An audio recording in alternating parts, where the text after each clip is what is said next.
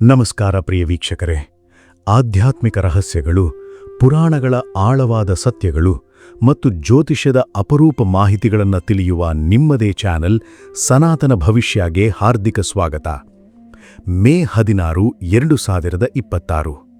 ಪಂಚಾಂಗದ ಪ್ರಕಾರ ಈ ದಿನ ಕೇವಲ ಒಂದು ಸಾಮಾನ್ಯ ಅಮಾವಾಸ್ಯೆಯಲ್ಲ.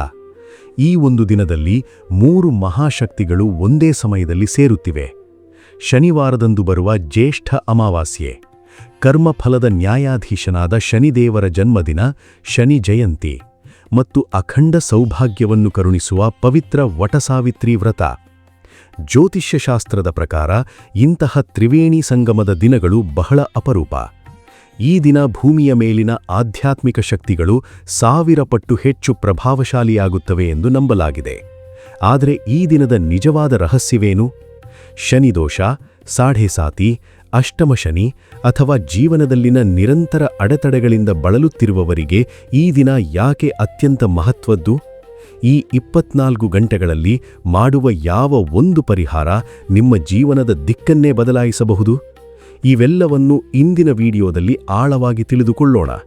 ಆದ್ದರಿಂದ ಈ ವಿಡಿಯೋವನ್ನು ಕೊನೆಯವರೆಗೂ ತಪ್ಪದೇ ನೋಡಿ, ಏಕೆಂದರೆ ವಿಡಿಯೋ ಕೊನೆಯಲ್ಲಿ ಹೇಳಲಿರುವ ಒಂದು ಸರಳ ಆದರೆ ಪ್ರಬಲ ಪರಿಹಾರ ನಿಮ್ಮ ಜೀವನದ ಅದೃಷ್ಟವನ್ನೇ ಬದಲಾಯಿಸುವ ಶಕ್ತಿ ಹೊಂದಿದೆ.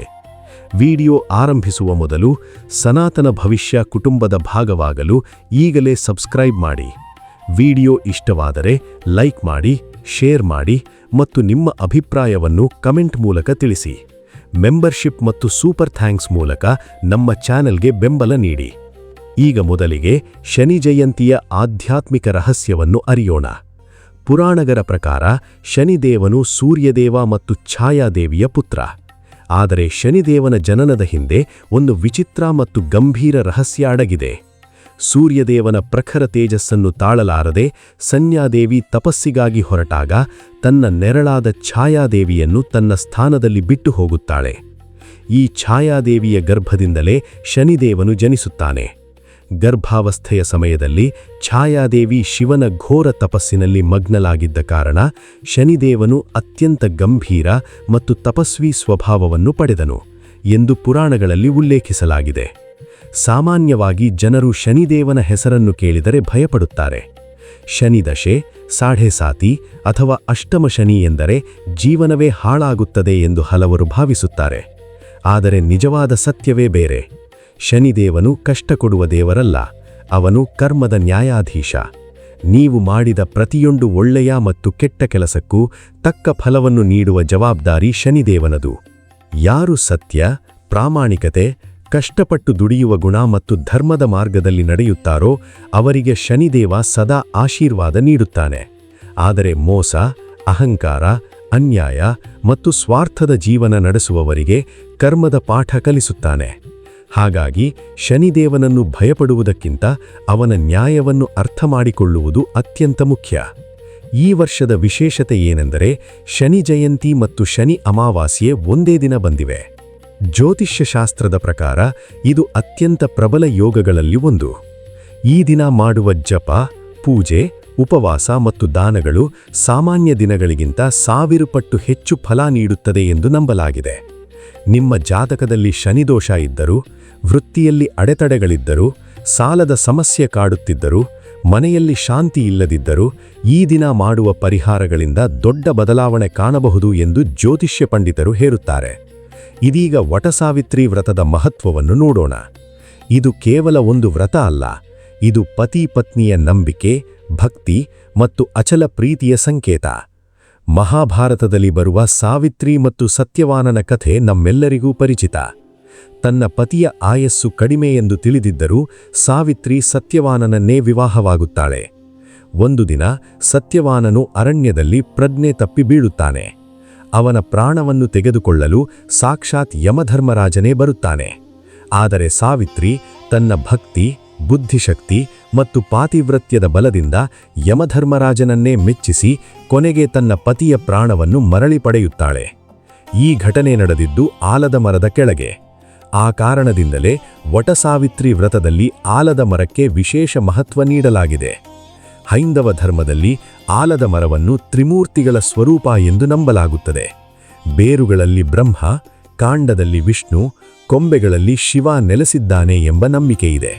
ಈ ದಿನ ವಿವಾಹಿತ ಮಹಿಳೆಯರು ಆಲದ ಮರಕ್ಕೆ ಪೂಜೆ ಸಲ್ಲಿಸಿ ತಮ್ಮ ಪತಿಯ ದೀರ್ಘಾಯುಸ್ಸು, ಕುಟುಂಬದ ರಕ್ಷಣೆ ಮತ್ತು ಅಖಂಡ ಸೌಭಾಗ್ಯಕ್ಕಾಗಿ ಪ್ರಾರ್ಥಿಸುತ್ತಾರೆ. ಇದೀಗ ವಿಡಿಯೋದಲ್ಲಿನ ಅತ್ಯಂತ ಮುಖ್ಯ ಭಾಗಕ್ಕೆ ಬರೋಣ.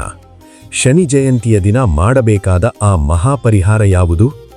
ಬೆಳಗ್ಗಿನಿಂದ ಸಾಧ್ಯವಾದಷ್ಟು ಉಪವಾಸ ಆಚರಿಸಿ. ಸಂಜೆ ಸೂರ್ಯಾಸ್ತದ ಸಮಯದಲ್ಲಿ ಎಳ್ಳೆಣ್ಣೆಯ ದೀಪವನ್ನು ಹಚ್ಚಿ. ಸಾಧ್ಯವಾದರೆ ಅರಳಿ ಮರದ ಕೆಳಗೆ ದೀಪ ಹಚ್ಚಿ.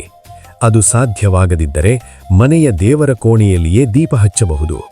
ನಂತರ ಭಕ್ತಿಯಿಂದ ಓಂ ಶನೇಶ್ಚರಾಯ ನಮಃ ಮಂತ್ರವನ್ನು 108 ಬಾರಿ ಜಪಿಸಿ. ಈ ಜಪ ಮನಸ್ಸಿನ ಭಯ, ಅಡೆತಡೆಗಳು ಮತ್ತು ನಕಾರಾತ್ಮಕ ಶಕ್ತಿಗಳನ್ನು ದೂರ ಮಾಡುತ್ತದೆ ಎಂದು ನಂಬಲಾಗಿದೆ. ಇದರ ಜೊತೆಗೆ ಹನುಮಂತನ ಪೂಜೆ ಮಾಡುವುದು ಅತ್ಯಂತ ಶುಭಕರ. ಏಕೆಂದರೆ ಆಂಜನೇಯನ ಭಕ್ತರಿಗೆ ಶನಿದೇವನ ಕಠಿಣ ಪ್ರಭಾವ ಕಡಿಮೆಯಾಗುತ್ತದೆ ಎಂಬ ಬಲವಾದ ನಂಬಿಕೆಯಿದೆ. ಕಪ್ಪು ಎಳ್ಳು, ಕಪ್ಪು ಬಟ್ಟೆ ಅಥವಾ ಅನ್ನವನ್ನು ಬಡವರಿಗೆ ದಾನ ಮಾಡಿ. ಕಾಗೆ, ಹಸು ಮತ್ತು ಬೀದಿ ನಾಯಿಗಳಿಗೆ ಆಹಾರ ನೀಡುವುದು ಪಿತೃಗಳ ಆಶೀರ್ವಾದವನ್ನು ಪಡೆಯಲು ಸಹಾಯ ಮಾಡುತ್ತದೆ. ಈ ದಿನ ತಪ್ಪದೇ ದೂರವಿರಬೇಕಾದ ಕೆಲವು ವಿಷಯಗಳು ಇವೆ. ಮಾಂಸಾಹಾರ, ಮದ್ಯಪಾನ, ಸುಳ್ಳು, ಕೋಪ ಮತ್ತು ಅನಗತ್ಯ ಜಗಳಗಳನ್ನು ತಪ್ಪಿಸಿ. ಮನೆಯನ್ನು ಸ್ವಚ್ಛವಿಡಿ. ಹಿರಿಯರನ್ನು ಗೌರವಿಸಿ. ಅಸಹಾಯಕರಿಗೆ ಸಹಾಯ ಮಾಡಿ. ನೆನಪಿರಿ, ಶನಿದೇವನು ನಮ್ಮ ಜೀವನವನ್ನು ನಾಶ ಮಾಡಲು ಬರುವವನಲ್ಲ, ನಮ್ಮ ಕರ್ಮವನ್ನು ಶುದ್ಧೀಕರಿಸಿ ಸರಿಯಾದ ದಾರಿಗೆ ಕರೆದೊಯ್ಯುವ ಶಕ್ತಿ. ಈ ಶನಿ ಅಮಾವಾಸ್ಯೆಯ ದಿನ ನೀವು ಮಾಡುವ ಒಂದು ನಿಷ್ಕಲ್ಮಶ ಪ್ರಾರ್ಥನೆ ಕೂಡ ನಿಮ್ಮ ಜೀವನದಲ್ಲಿ ದೊಡ್ಡ ಬದಲಾವಣೆಗೆ ಕಾರಣವಾಗಬಹುದು. ಆ ಶನಿದೇವನ ಕೃಪೆ ನಿಮ್ಮ ಮತ್ತು ನಿಮ್ಮ ಕುಟುಂಬದ ಮೇಲೆ ಸದಾ ಇರಲಿ. ಕಮೆಂಟ್ನಲ್ಲಿ ತಪ್ಪದೆ ಓಂ ಶನೇಶ್ಚರಾಯ ನಮಃ ಎಂದು ಬರೆಯಿರಿ. ವಿಡಿಯೋ ಇಷ್ಟವಾದರೆ ಲೈಕ್ ಮಾಡಿ, ಶೇರ್ ಮಾಡಿ ಮತ್ತು ನಿಮ್ಮ ಅಭಿಪ್ರಾಯವನ್ನು ಕಮೆಂಟ್ ಮೂಲಕ ತಿಳಿಸಿ. ಮೆಂಬರ್ಶಿಪ್ ಮತ್ತು ಸೂಪರ್ ಥ್ಯಾಂಕ್ಸ್ ಮೂಲಕ ನಮ್ಮ ಚಾನೆಲ್ಗೆ ಬೆಂಬಲ ನೀಡಿ. ಮುಂದಿನ ವಿಡಿಯೋದಲ್ಲಿ ಮತ್ತೆ ಭೇಟಿಯಾಗೋಣ. ಜೈ ಶ್ರೀರಾಮ್. ನಮಸ್ಕಾರ.